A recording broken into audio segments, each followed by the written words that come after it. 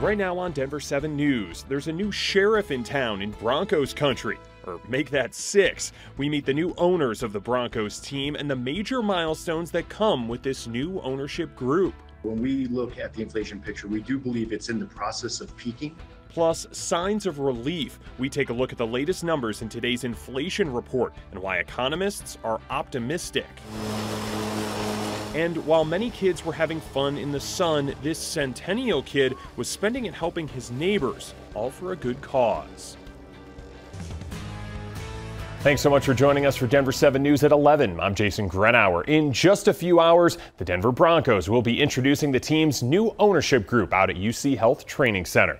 Fellow NFL owners unanimously accepted the Walton Penner Group's $4.6 billion bid yesterday. It's the team's first transfer in ownership in 38 years.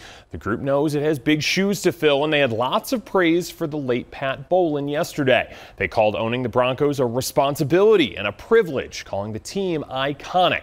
Most of all, they know that the Broncos fans are expecting a lot from this team. We look forward to continuing to build on that legacy, and as we continue to work with the community as well as within the organization to continue to strengthen what he created. Carrie and Greg Penner will be taking care of the team's daily operations. Former president and CEO Joe Ellis will serve as an advisor for the rest of the season. Another milestone for the team, the Walton Penner Group will have the most diverse group of owners the team has ever had, something that has been lacking in the NFL in general. The ownership group includes Melody Hobson, CEO of Ariel Investments and chairwoman of the Starbucks board. Also Condoleezza Rice, the former Secretary of State, and Lewis Hamilton, a 7-time Formula One world champion. All three are black. Rice and Hobson will be at today's news conference. Now, the NFL has said it wants more diversity in ownership. 30 of the 32 majority NFL owners are white. Now, there's been rumblings about building a new stadium for the Broncos to play in, but at yesterday's press conference, Greg Penner made sure to put the brakes on that rumor, at least for now. I'll say that Empire Field at Mile High is a world-class facility. It's hosted, obviously, football games, terrific other sporting events, and entertainment events. We've got a good partnership with the Metropolitan Football Stadium District, and fortunately have almost 10 years left on our lease. So we'll evaluate all of our options and really, dig in and understand the situation before making any decision. Now, the news conference today with those new owners will be at 1 this afternoon, again out at the UC Health Training Center. Denver 7's Broncos insider Troy Renck will be there. We'll have updates on air, online, and on the denverchannel.com. And you can watch us live, that news conference, over on Local 3 as well as on the Denver 7 Plus app. Well, from Ball Arena, or from Empower Field rather, to Ball Arena, Cronkite Sports Entertainment submitted a major redevelopment plan to the city. Now, the Denver Business Journal reports about 12 million square feet of land around the arena. Mostly what is right now parking lots would be turned into homes, shops, offices, hotels, and education areas. The area is bordered by Spear Boulevard, RTD rail line, and Auraria Parkway. The plan also includes an idea to connect Denver's 3 largest sporting venues. Now, the Wine Coop Promenade would be a tree-lined street with pedestrian, bike, and vehicle lanes as well. That plan is subject to review and approval by the city.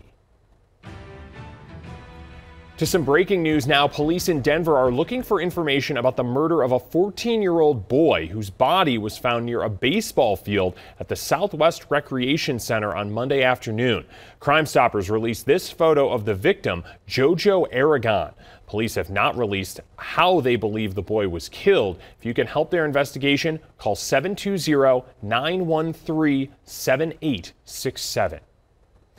Now to the economy and the crucial inflation report that is out just this morning, showing prices were 8.5% higher in July compared to a year ago.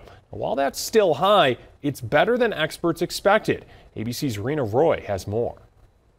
A potential sign of hope in today's inflation report, showing prices are 8.5% higher compared to a year ago, which is high but better than expected. We're seeing a stronger labor market, where jobs are booming and Americans are working, and we're seeing some signs that inflation may be beginning to moderate. Wall Street was looking for 8.7%. And remember, we were at 9.1% the prior month. So definitely some welcome news. Americans are still feeling the pain, with food prices still up more than 1% last month. Rent was up less than 1%. But there is some relief at the pump. Gas prices down 7.7%. Gas around $4 a gallon nationwide after dropping for 57 consecutive days thanks to lower demand and falling oil prices. I do believe, for now at least, that the national average will continue to decline. Will probably go down another 10, maybe 25 cents a gallon over the next couple of weeks. Airfares also dropping. Round-trip domestic flights for September and October are now expected to drop nearly 40%. Usually you see a drop-off in September in the fall travel season, what we call shoulder season, when leisure travel slows down, so people stop traveling so much. We have seen that trend this year magnified. Shoppers may also see some retail items like clothing become a bit cheaper. Some experts believe this report could be a sign inflation is peaking. So when we look at the inflation picture, we do believe it's in the process of peaking. We do think it'll flatten out, and then we expect it to decline from here. We're encouraged by what we're seeing. Only time will tell if today's inflation report is the start of a trend. If inflation remains this high, the Federal Reserve will likely continue raising interest rates. Rena Roy, ABC News, New York.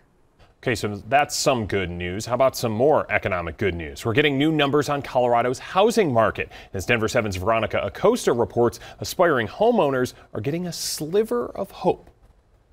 That's Larkspur Court behind me. Months ago, this area was filled with burnt debris, charred cars, and mailboxes, but now it looks completely different than it once did. You can see all of those plants growing here now, those flowers as well. All of that burnt debris now cleaned up, and it's been cleaned up for a few days now. The process itself, though, took months. But now families who once lived here, they have the chance to see what they're working with and what used to be their home, and whether they want to choose to call this place home once again or just rebuild somewhere else. We used to come back to check the progress all the time. Then FEMA cleared it out, and we more often come by to see builder signs, who's going with which builder, who's selling their lot. And if anybody's close to starting a foundation. Jill and Rick Ruggers, like many other families, they say they do plan on rebuilding right here where their home once stood. They were actually one of the very first families in Louisville to get their lot cleaned up. It was great news for them. The hard part was then waiting for their neighbors. We're talking about neighbors of decades to get their spaces cleared up as well. And for the first time in a lot of months, the Ruggles say they have hope and they are ready for that next step. Now we can actually be positive about rebuilding. It is sad when people keep asking who we knew and how we got ours to be park-like when theirs looked so bad. And these are 30-year friends that are, they don't mean anything by it, but it's painful thinking that we should have all had the same cleanup, period. There is still one really big unknown, though, and that is how much their new house is going to cost. The Ruggles actually had an architect out here just days ago looking at the new area that they have to work with and helping them determine what they're going to be able to build and what they might have to hold out on. In Louisville, I'm Veronica Acosta, Denver 7. And we will have the very latest on Colorado's housing market coming up tonight on Denver 7 News at 5. If you're already a homeowner, your mortgage payment, though, that might be going up soon. One Denver 7 viewer told us his insurance cost doubled. We took his question to the experts. In Colorado, we have escalating catastrophes, second in the nation for hail insurance claims, third highest wildfire risk. And then you add to that supply chain and all of those building material costs, the cost for reconstruction, labor shortages. Those are all things that are going to affect what you pay for insurance. As much as you don't want to pay more, though, it is important to have enough coverage. So talk with your insurance agent about that. There are also discounts available for bundling policies or installing safety features, things like security cameras. Well, finding an affordable apartment is just about as hard as finding a house. The Apartment Association of Metro Denver says rent went up just over 5% in the second quarter. That's about $100 per unit. The vacancy rate is less than 5%. Experts say a vacancy rate below 6% illustrates a need for more housing development. Now, an apartment appraisers and insights report finds there are over 50 new apartment communities under construction right now. That would add about 40,000 new apartment homes in the next 16 months. However, experts think supply chain and labor shortages could delay nearly a third of those. Well, coming up on Denver 7 News, it wasn't a warm welcome for a couple new to Colorado. How they were scammed out of thousands of dollars in their search for a new home. Plus, hundreds of new state laws are going into effect. We went through the list so you don't have to.